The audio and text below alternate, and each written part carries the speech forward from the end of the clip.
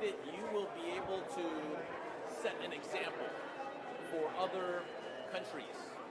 Yes, we would like to show an example in Indonesia that we can manage the forest in a sustainable way, and also we can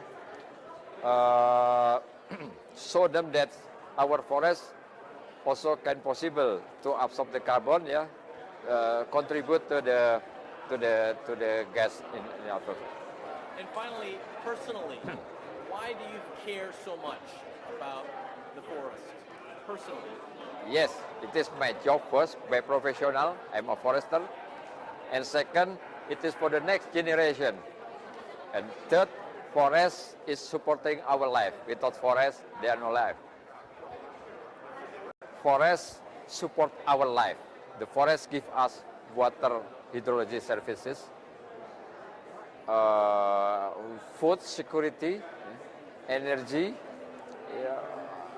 support, and biodiversity, beauty, and then carbon sequestration.